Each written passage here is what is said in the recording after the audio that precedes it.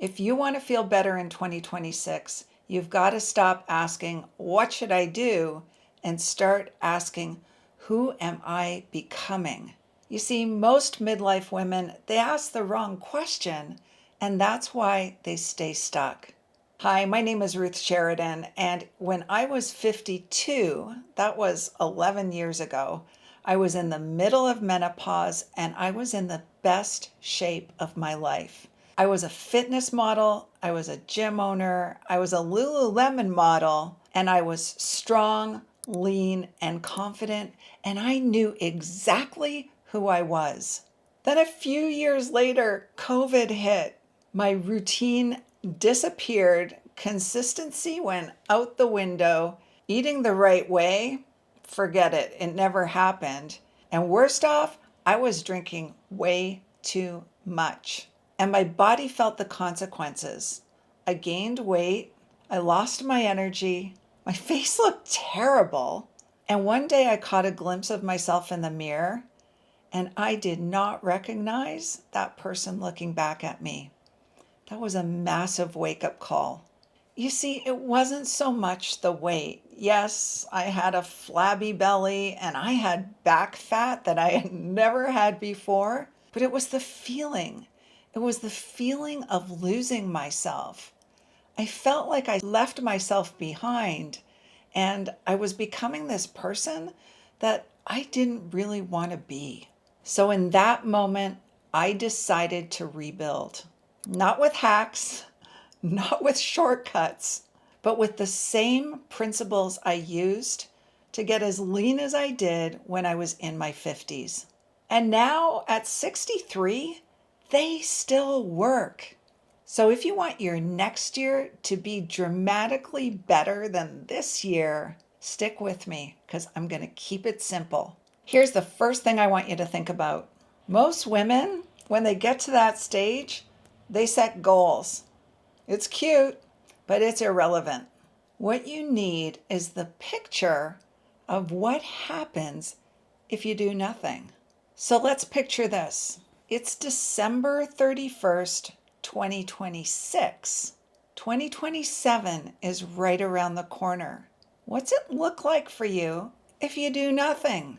It's probably less energy, more weight, less motivation, less confidence, less happiness, less activity, fewer things you can get done in your life, like chasing grandkids, more hiding, more, I'll start on Monday.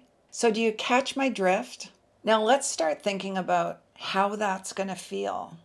An entire year later, it's not going to get any better unless some kind of action is taken to make it better.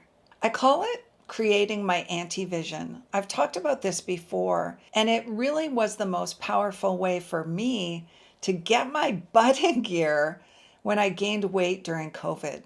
My anti-vision is to not become like my mom. My mom is 94. She's in a home. She has dementia.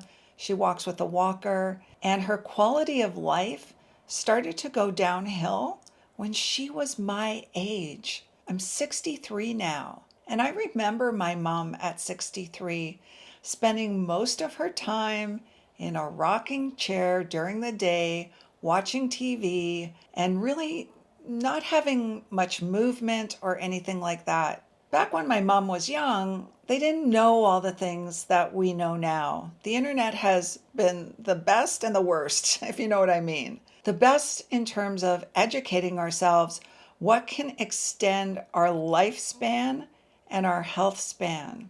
Our lifespan's the number of years we live. Our health span is the number of healthy years we live. And my mom's downhill decline started at my age. And I couldn't imagine that. I couldn't imagine living the next 30 years, it would be actually 32 years, just not doing all the things I love to do, like skiing and mountain biking and running and traveling and living life to the fullest and chasing my grandchildren. I couldn't imagine it. And that is health span. So let me ask you a question. What's your anti-vision? What don't you want to happen in the next 30, 40 years of your life? And every time you make a decision today about what to eat, whether to exercise, whether to take supplements, whether to take care of yourself, every single decision has to come down to whether it takes you closer to the way you want to live your life or closer to your anti-vision. Then the decision becomes simple. So, right along with the concept of using your anti-vision as a tool to help you get moving, to help you make a decision toward changing the quality of your life going forward, here's another concept to think about. You have a future self. That person is you 20, 30, maybe even 40 years down the road. She's your future self, and she's watching you. You see, most women, when they start a program or decide to exercise or change their diet, they're thinking about, oh, I would like to lose a few pounds and maybe look better in some clothes or feel better about my body. That's a great thing and can be a good motivator until the ice cream comes out of the refrigerator. But knowing that you have a future self who's looking at you right now, and she is watching your every move, hoping that you make the right decisions so she can live well. So picture yourself. If you're in your 60s like me, picture yourself at 70, 80, 90. If you're younger than me, picture yourself at my age, 70, 80, 90. What does your future self look like? What's she doing? How does she move? How does she feel? Is she happy? Does she have joy? Is she enjoying her life, doing the things she loves to do? Or is she stuck in a home, walking with a walker, or sitting in a wheelchair? So here's the truth. One of the biggest risks for women in midlife and older is not cancer, it's not heart disease, it's the risk of a fall. Because it's not so much the fall, it's the aftermath that happens.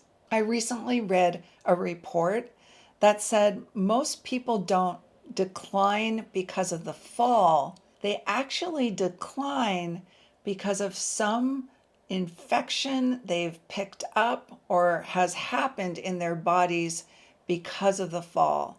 Maybe it's some bad hospital bed linen or something like that. And that's what eventually causes their decline and sometimes death. So if you're sitting there today thinking, geez, I'll start strength training tomorrow, think about that point. Your muscle is your bone armor. And the longer you can preserve your muscle, the longer you're going to stay strong enough to withstand falls and be able to get up and do all those things and still be strong. It's going to protect you going forward. So be honest with yourself. Is your future self strong and stable, or is she weak and frail? The decision starts now. Right now, you are building the body that she's going to live in. If what you're doing now isn't something that she would be nodding her head at, then make a decision to fix it now while you can before it's too late. Not out of guilt, but out of respect for the woman you're becoming. Okay, so that was pretty heavy, but so important. Okay, let's move on to the third thing. Keep it simple. Really. Most women overcomplicate weight loss. It's almost like they feel like they're getting a PhD in something. There's so much information out there about diet, exercise, research studies, magic pills. It can feel overwhelming. Have a simple system to follow so that you can actually follow it and start moving toward your goals. You really only need 3 actions to get started. Number 1, make sure you're getting 1 gram of protein per 1 pound of body weight, up to a max of 150 grams a day. So if you weigh more than 150 pounds, cap it off at 150 grams of protein. Easy peasy. Why protein? Protein's the lever. It keeps you from getting hungry. It contains all the right amino acids to build muscle, and it helps you with blood sugar control. You see, the women who argue about protein, well, they're usually the women who never change. They can keep arguing. Number 2, strength train at least 3 times a week. We cannot build muscle unless we challenge our muscles. And over time, you have to increase the load. What does that mean? Well, your muscles will adapt. If you're using 10-pound weights, then probably by next month, you'll need 12.5-pound weights because our muscles will adapt unless we continue to challenge them. We lose muscle every single year, and we've got to fight to keep it. We've got to fight to keep that bone armor to keep us strong, stable, and healthy so that our future self thanks us. Oh, and if you have those little pink neoprene dumbbells that are like a pound or 2 pounds, please ditch them. Number 3, start with walking. Don't overcomplicate it again. Walk 8 to 10,000 steps a day. There's fancy ways of walking, incline walking, interval walking. If you're just getting started, just get out there and do some walking. If you combine those 3 things, you're going to start seeing some real results really quickly. And if you do these things for 12 weeks, you will see a body transformation in the making. Now, regarding transformations, sometimes people need a little push, a little accountability. So I'm opening up a couple more one-on-one coaching spots. This is my most personalized, high-touch program, and I really can only take a couple of people at a time. So if you want structure, a plan, accountability, and something that works for midlife women, then make sure you visit the description of this video. There's an application form there. Fill it out. I review all applications, and I will get back to you if I feel it's a fit. Okay, next up, break the all or nothing hang up. I know some of you are perfectionists, but let's be honest, is it serving you well? And what I've noticed after coaching hundreds of women over the years is that perfectionism is sometimes just a cover for procrastination. So here's a simple rule for you. Never miss twice. We all mess up. We miss a workout. We fall off track in one meal, but don't do it 2 times in a row. What you don't want to do is collapse the whole day just because you fell off once. I've seen people collapse a whole week or a whole month because they missed a workout. Consistency will beat intensity every single time. I've seen it 1,000 times. And point number 5, stop negotiating. You see, this is where women literally lose decades. Oh, I'll start when work slows down. I'll start after the holidays. I'll start when life calms down. I'll start when all the ice cream's done in the freezer. That's a good one. No, you start when you decide to stop negotiating with your prior self. Your future self isn't going to show up in the right way until you do. You see, you can feel dramatically different, dramatically better. You can have a complete transformation in 2026, and it starts with your anti-vision and ends with the decision that you're not going to let your future self down. You see, you're just one decision away from having one of the very best transformational years of your life. All you have to do is decide. If this video is hitting home with you, make sure you subscribe, hit the like button, and hit the bell button so you get notified of my future videos.